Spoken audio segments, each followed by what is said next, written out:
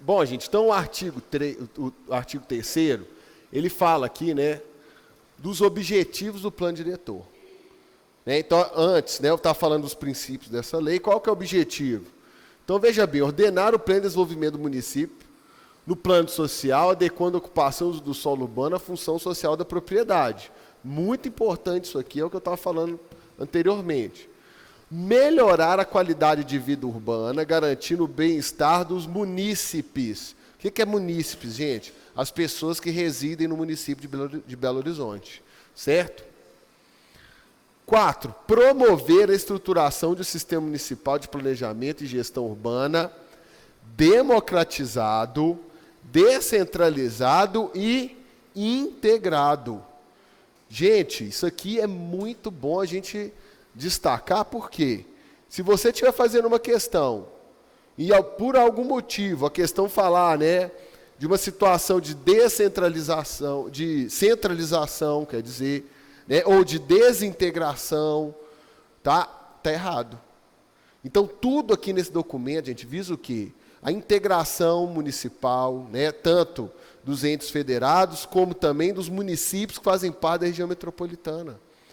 Então, é um documento, galera, que além, né, do planejamento para Belo Horizonte, ele também fala em vários momentos aqui da questão da metropolização. Ora, Belo Horizonte é a metrópole de uma região metropolitana.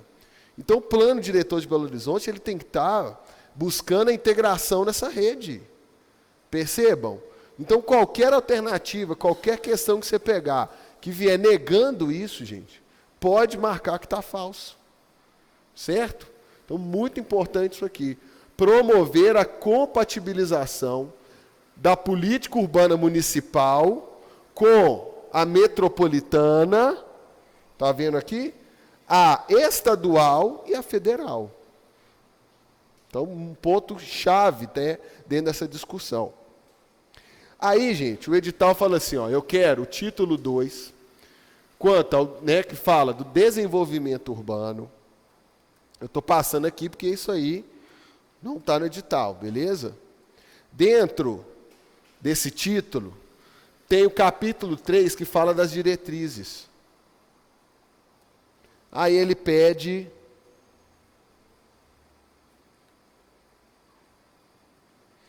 aí ele vem com a primeira subseção, que é a subseção 4, que é em respeito, gente, à proteção da memória e do patrimônio cultural. Certo? Então, aí essa parte nós temos que estudar, né? Nós temos que entender. Então, ó, proteção, né?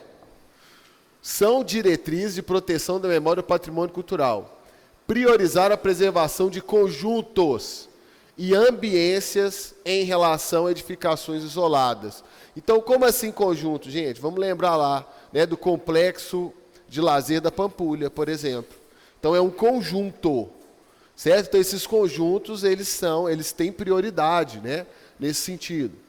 Proteger os elementos paisagísticos, permitindo a visualização do panorama e a manutenção da paisagem em que estão inseridos.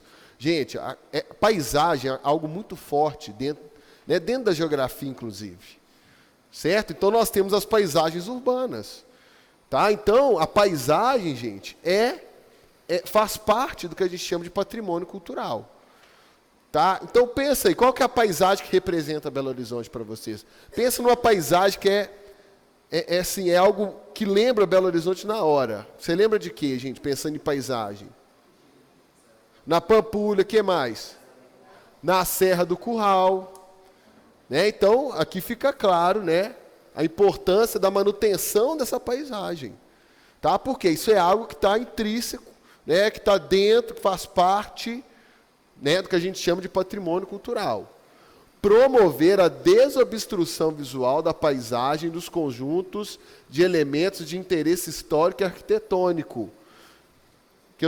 Desobstruir de quê, principalmente, gente? Placa. Né? Então, placas de publicidade, por exemplo, outdoor. Então, isso tudo acaba tampando o visual. Né? Isso forma, inclusive, algo que a gente chama de poluição visual. Né? Então, essa poluição visual não pode, né, influenciar aqui, atrapalhar essas paisagens que fazem parte, né, do contexto histórico da cidade. Aí, gente, eu vou chamar a atenção de vocês aqui, né, para o 9, ó. Disciplinar, como eu já estava falando, disciplinar o uso da comunicação visual para a melhoria da qualidade da paisagem urbana. Certo? O 10 está arriscado aqui, porque ele foi criado um novo, ó, inciso 10, com redação, né, da alteração da lei, que nós vimos, foi 2000 e 2010. Bom, interessante isso aqui, ó, veja bem. Criar o arquivo de imagens de bens culturais tombados no município, sejam eles imóveis, móveis ou integrados. Para que isso, gente? Para que não sejam modificados, mas eu não posso modificar isso, né? Ué, mas o troço está lá, para que eu tenho que tirar foto? Ó, aí sim. Então, em relação ao que, gente? Para prevenir, por exemplo, ou para ajudar uma situação de reconstrução, num caso de acidente. Então, o que aconteceu recentemente aí no país, gente? O Museu Nacional, né? Ele foi consumido pelas chamas. Né? Então, olha só que perda, né? O patrimônio cultural brasileiro, inclusive. Tá? Então, para que tenha, né, gente, uma referência, né, algo salvo ali de imagem, né? Se acontecer alguma coisa, por exemplo, para a reconstrução disso, isso aqui vai ser muito importante, esse arquivo de imagens, tá? Então, tanto de bens imóveis, móveis ou integrados. Certo? Isso aqui representa o quê, gente? Ó, os imóveis. É a estrutura, por exemplo. Né? Então, um prédio, né, do início do século, o prédio da época do Curral del Rei, né, uma fazenda, né, uma estrutura, certo? Tombada pelo patrimônio. Então, é o imóvel.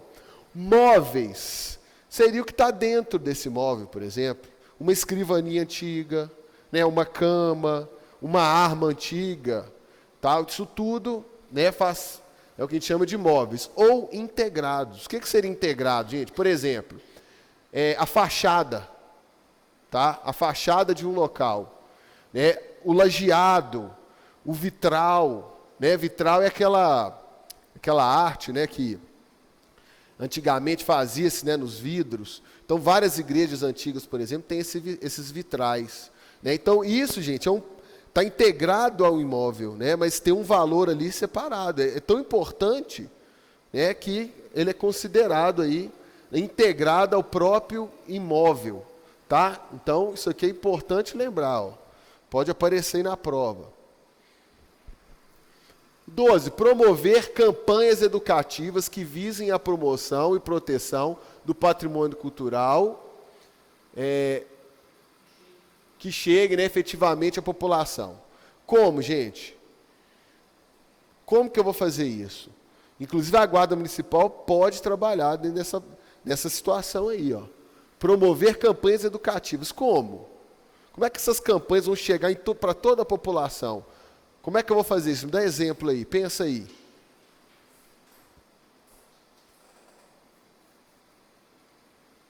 Faltou só o grilo, né? Ei, gente, tá... Olha só, galera, vamos pensar, por exemplo, utilizando os meios de comunicação? O que mais, então? Os meios de comunicação, acho que é o que mais vai atingir, né? Pensa aí na televisão, na internet, palestras. Será que eu posso pensar essas palestras na escola? Aí a guarda, por exemplo, né, a Guarda Municipal pode atuar dessa forma. Então vai lá o Guarda Municipal dar uma palestra na escola falando da importância do patrimônio. Então, ó, você não pode pichar, não pode destruir, isso aqui é a história de Belo Horizonte. Então, gente, isso é dar significância para aquele patrimônio. Né? Então, o aluno que ele está ali percebendo essa importância, ele vai entender aquilo, ele não vai, por exemplo, em um momento futuro, depredar o patrimônio. Certo? Então, a Guarda Municipal está ligada justamente a essa proteção. Tá? Então, dessa maneira, a gente pode promover isso aí que vem falando, né, gente? O inciso 12. O 13. Promover a integração entre os órgãos municipais, estaduais e federais, e com outras entidades visando o incremento de ações conjuntas eficazes de preservação, recuperação e conservação do patrimônio cultural. Aí, ó, a questão integradora, gente. Então, isso aí, vocês vão ter que, né, buscar isso sempre. Se algo ali na alternativa estiver negando alguma situação dessa integração, gente, falso. Então, fiquem espertos, tá? Vamos lá para os parágrafos. Né? Os parágrafos são importantes aí dessa lei. Então, ele vem falando aí no parágrafo 1º, tá? Então, acompanhe no material de vocês, né? As diretrizes referidas nesse artigo devem ser aplicadas obrigatoriamente no perímetro de tombamento da Serra do Curral. Então, todas as diretrizes que vem falando aqui têm que ser aplicadas obrigatoriamente no perímetro de tombamento da Serra do Curral e nos conjuntos urbanos tombados pelo município. Bom, aí, ó, parágrafo 2º. As intervenções dentro do perímetro de tombamento da Serra do Curral e nos conjuntos urbanos tombados pelo município devem ser objeto de prévia análise pela Secretaria Municipal de Cultura de Belo Horizonte. Pergunta, pode haver alteração no perímetro da Serra do Curral? Então, pode ou não pode? Pode. Caiu na pegadinha. Viu, gente? Tome cuidado com essa parte aqui, ó. Por quê? Se eu fosse fazer uma questão dentro dessa temática, eu ia pegar isso aqui. Fatalmente. Então, ó, as intervenções dentro do perímetro de tombamento da Serra do Curral e nos conjuntos urbanos tombados devem ser objeto de prévia análise. Então, se tiver prévia análise, gente, e for autorizado, pode sim alterar o perímetro. Dúvidas aí? Ficou claro isso, galera? Então, muito cuidado.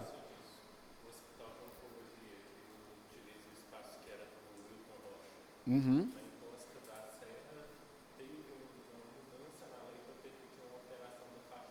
Ótimo. Justamente, ótimo exemplo. Então, está falando aqui, né, gente, de uma alteração que aconteceu nesse sentido. Mas foi feita uma prévia análise. Então, teve a prévia análise, foi autorizado e a alteração foi concedida, viu? Então, muita atenção a essa parte importantíssima.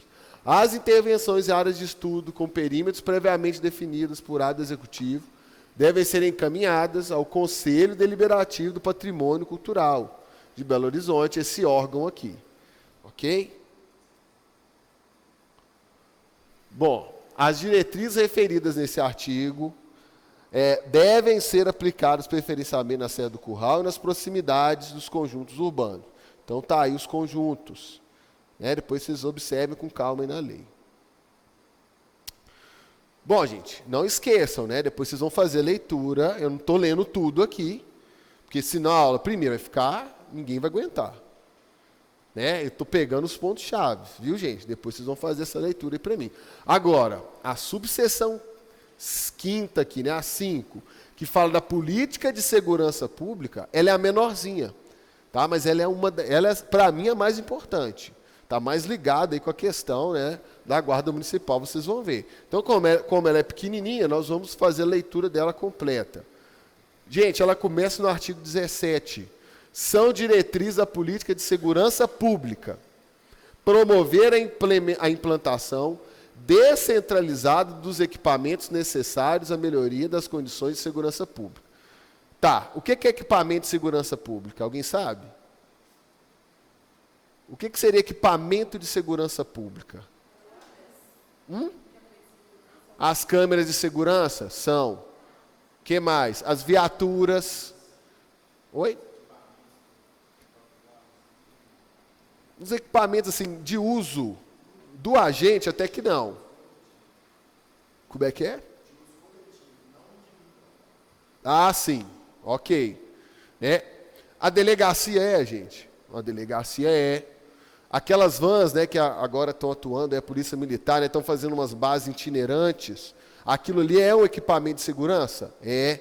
Os POVs, né, aquelas guaritinhas, tá, da Polícia Militar, que ficam estrategicamente em alguns pontos. É equipamento? É. Então ele vem falando o quê, gente? Que esses equipamentos não podem ficar concentrados.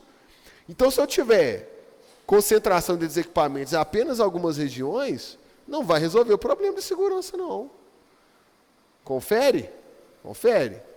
Objetivando a redução dos índices de criminalidade dos sinistros, né? Ou seja, do crime e até mesmo da criminalidade. 2. Incluir as áreas de risco geológico e as sujeitas a enchentes na programação da Defesa Civil, objetivando o estabelecimento de medidas preventivas e corretivas. Então, vocês já viram isso, né? Então, como é que a prefeitura vem atuando aí para buscar mitigação desses problemas, tanto das enchentes quanto os desabamentos, né, em áreas muito declive, né, muito inclinadas, tá? Então, isso provavelmente vocês já viram, tá certo? Então, os órgãos da prefeitura, juntamente com a Defesa Civil, buscam orientar essas pessoas que estão em locais de risco. Então, tem planos, né, gente? Quando está chovendo muito, né, a Defesa Civil entra em contato pelas redes sociais, por mensagem.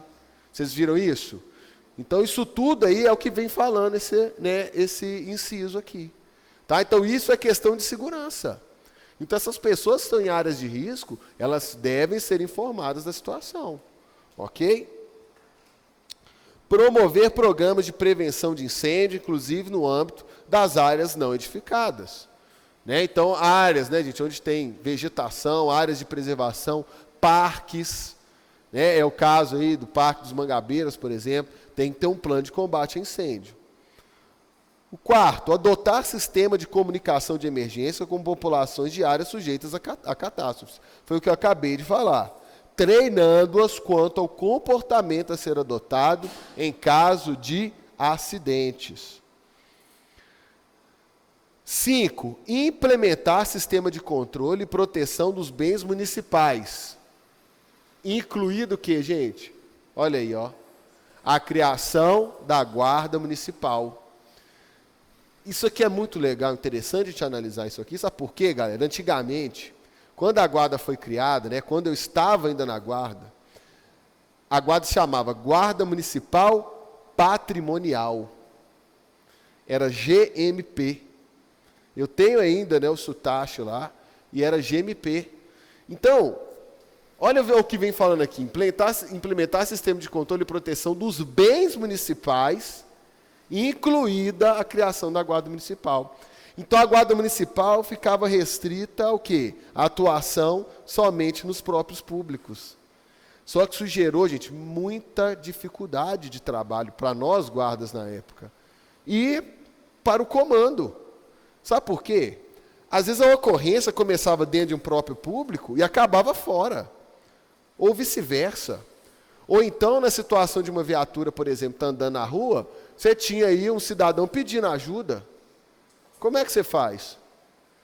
Então, no próprio curso, né, da guarda, isso era difícil lidar com essa situação. Por quê? Você está amparado como guarda, atuando fora do próprio público? Não sei. Olha o que a lei vem falando. Né? Então, no entanto, hoje, gente, hoje não está mais assim, né? Com os problemas ocorrendo, né, as ocorrências no dia a dia eram complexas a ponto de extravasar dos próprios. Então, como é que faz? A gente perdia a legalidade de ação fora do próprio. Por exemplo, já aconteceu comigo. Uma situação aí uma vez, eu trabalhava no Parque Municipal, houve um roubo, né, da bolsa de uma moça, o cara saiu correndo do parque e saiu pela portaria ali da Andradas. E aí? Eu pensei, e agora? Eu continuo correndo atrás do cara ou eu paro na porta do parque? Não, agora daqui para lá, a senhora busca aí o apoio da Polícia Militar. E aí? Né? Então, só para matar a curiosidade, eu fui lá atrás dele, viu, gente? E peguei. Né? Depois a Polícia Militar acabou de conduzir a ocorrência. Né? Mas eu tive que lavrar, né, o boletim de ocorrência, que vocês vão lá no curso da guarda entender como é que mexe, enfim. Né? Mas e aí? Eu fiquei com medo. Será que o comando vai me chamar para explicar por que eu saí do parque? Está entendendo, gente? Por isso que hoje a guarda não tem mais esse nome, GMP, né? GM, Guarda Municipal. Certo? Então, ó, muita atenção, isso aqui dê enfoque, faça a releitura, tá? Porque essa parte é muito importante. O próximo, gente, fala, né, a subseção, aí a sexta, né? Fala do sistema viário e de transporte. Então, nós temos duas partes aí. Essa primeira começa no artigo 18, vai falar do sistema viário. Depois vem falar dos transportes. Ok? Vocês viram aí a questão da mobilidade, dos problemas dos congestionamentos. Então, inclusive, vai ser bom para a gente revisar isso. Tá? Então, primeiro eu vou falar das vias, viu, gente? Então, o artigo 18, ó, são diretrizes do sistema viário. Bom, o que seria uma via, galera? Rodovia é um tipo de via. Ciclovia é outro tipo de via. Né? Vias aquáticas, né? É outro tipo de vias. Tá? Então, vias, ferrovias, né? As ferrovias, que passam os trens, os metrôs. Tá? Então, essa parte que vem falando das vias. Bom, olha o que ela vem falando, né? Aqui no primeiro inciso. Reformular a atual estrutura viária radioconcêntrica. Então, a palavrinha meio difícil, né? Meio esquisita. Mas o que significa aí, gente? A própria configuração das vias dentro do município de Belo Horizonte leva o trânsito para uma região central. Está entendendo? Então, olha o que isso provoca. Os congestionamentos, por exemplo. Então, a concentração viária radioconcêntrica, né, acaba piorando a questão da mobilidade dentro de Belo Horizonte. Então, muito cuidado com essa palavrinha aí, ó. Mediante, então, olha que interessante, que o próprio plano diretor, ele sabe desse problema, ó. Então, ele assume, ó, reformular a atual estrutura viária radioconcêntrica mediante integrações transversais. O que é isso, gente? Ter opção, né, para o motorista não passar pelo centro. Então, hoje, né, muitas pessoas que estão trafegando, né, que precisam, em determinadas regiões da cidade, eles são obrigados a passar pelo centro. Ok? Então, isso acaba piorando a questão da mobilidade, dos congestionamentos na cidade. Que integra os elementos estruturais do município, por meio da complementação do sistema viário e das vias de integração, às áreas de adensamento preferencial e aos polos de emprego. Articular o sistema viário, ó, isso é importantíssimo, gente, presta atenção. Articular o sistema viário com as vias de integração metropolitanas. Está vendo aí, gente? Então, olha a questão, né, de metropolizar, né, a situação aqui, né, da configuração das vias. E as rodovias estaduais e federais. Certo? Reduzir o caráter da área central de principal articuladora do sistema viário. É o que nós já falamos. Buscar uma melhor articulação das periferias entre si com com os centros. Então, gente, muitas das vezes, provavelmente, aí talvez foi alguma situação que vocês já passaram, né? Às vezes, o que aconteceu muito comigo, eu queria sair da Regional Venda Nova e ir para a Regional Pampulha. Eu queria ir num local na Pampulha, eu estava saindo de Venda Nova. Mentaliza o mapa aí, gente. São regionais que estão próximas? Sim. Tá uma do lado da outra. Tá? Só que eu não tinha opção de ir direto pelo transporte público. Eu precisava ir lá no centro. Olha só, eu ia lá para a Regional Centro-Sul, e da Centro-Sul eu voltava para a Regional Pampulha. Então, é aí que está falando, melhor articular, gente, né, as regiões periféricas, entre as periferias mesmo, certo? E o centro. Melhorar a acessibilidade da população aos locais de emprego, de serviços, de equipamentos de lazer. Então, as vias, gente, tem que chegar nesses locais.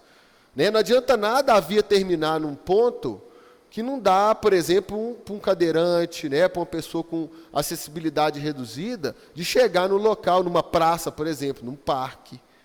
Né? Então, isso tem que ser pensado. A via tem que dar mobilidade e acesso a essas pessoas. Implantar obras viárias de atendimento ao sistema de transporte coletivo e de complementação do sistema viário principal.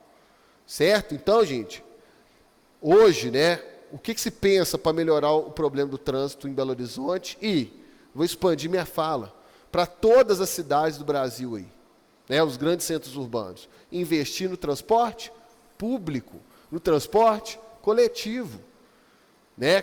Não é, gente, pensando no transporte individual que você vai melhorar a situação do trânsito. Não tem como todo mundo pegar o carro e ir para a rua. Está percebendo isso, gente? Tá? Então, não é dessa maneira que a gente resolve esse problema. Então, as vias elas devem ser prioritariamente pensadas, né, na questão do transporte coletivo. Tornar obrigatório o planejamento da integração entre transporte coletivo e sistema viário. Óbvio isso, né? Implantar pistas especiais para o transporte de massa. Aí o MOVE, ó. Então, a pista exclusiva para o transporte de massa. E implementar política de segurança no tráfego urbano. Reduzir o conflito entre tráfego de veículos e os pedestres, né, para diminuir os atropelamentos, por exemplo. Estabelecer programa periódico de manutenção do sistema viário. Aí, a buraqueira na rua. Né, ninguém aguenta. Possibilitar o acesso do transporte coletivo e de veículos de serviço às áreas ocupadas por população de baixa renda. Olha aí, gente, que ponto importante. Então, eu lembro, né, que há não muito tempo atrás, tá, galera? Meados aí, pensar em 2010, por aí. Não, um pouquinho antes, 2008, 2009. Na favela da Serra, por exemplo, não tinha ônibus que subia a favela. A pessoa tinha que sair, às vezes, do ponto alto lá da favela, descer locais, né, gente, muito inclinados, com a declividade, né, muito acentuada, para chegar no ponto, o local onde o ônibus passava. Né? Então, os ônibus menores, por exemplo, que conseguem entrar nas ruas, né, que são muito estreitas nesses locais, né, possibilitam aí uma melhor acessibilidade dessas pessoas ao transporte público. Então, abrir vias, né, locais para esses ônibus passarem, são essenciais também dentro, né, de locais onde concentra a população de baixa renda. Priorizar a sinalização, aprimorar, né, a sinalização e aumentar a segurança do tráfego, mediante a colocação de placas de orientação e localização. Isso em Belo Horizonte é uma bosta, né? Eu não sei você, gente, quem dirige aí, mas as placas, elas são assim muito ruins, né, posicionadas de maneira muito estranha. Tem local que a gente não sabe, né? Eu falo isso, gente, porque eu tenho vários conhecidos, né, amigos, que quando vem aqui para Belo Horizonte, todo mundo reclama disso. Às vezes tem uma placa lá, tá mandando, né? Para cá é tal lugar, mas assim, a placa está num lugar que você fica na dúvida. Aí você lá dirigindo, os outros buzinando atrás de você, você acaba entrando no lugar errado. Então, né, isso aí acho que tem que ser melhorado aqui na cidade. Tá? A questão, né, gente, da pavimentação das vias, ó. Então, aqui vem falando, olha que interessante aqui. A pavimentação da via, né, com revestimento que tem a maior capacidade possível de permeabilização. Por que está falando isso, gente? Por quê? Por conta para melhorar, inclusive, a questão da problemática das enchentes. Né, galera? Então, o que acontece quando chove? Né? Essa água, quando ela encontra com asfalto, ela vira o quê, galera?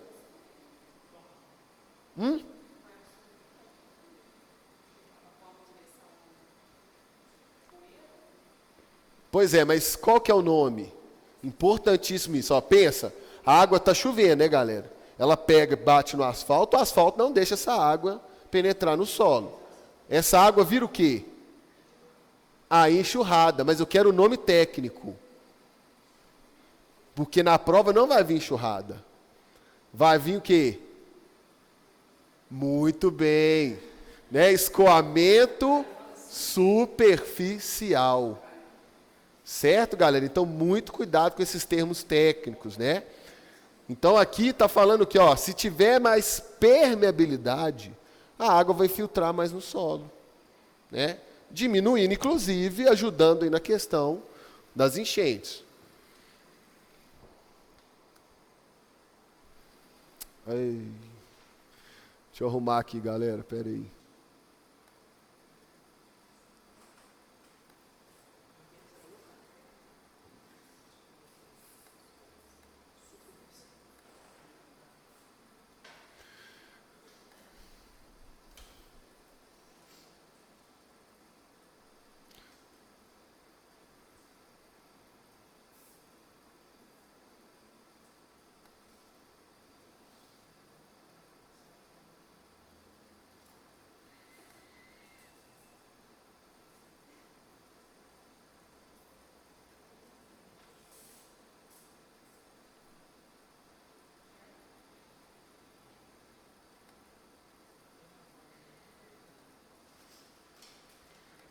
Vai entender porque que esse negócio tá dando isso. Viu?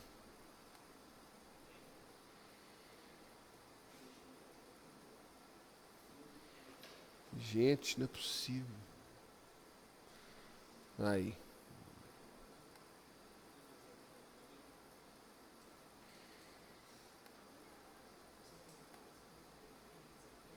Você pausou aí, né? Ah, depois você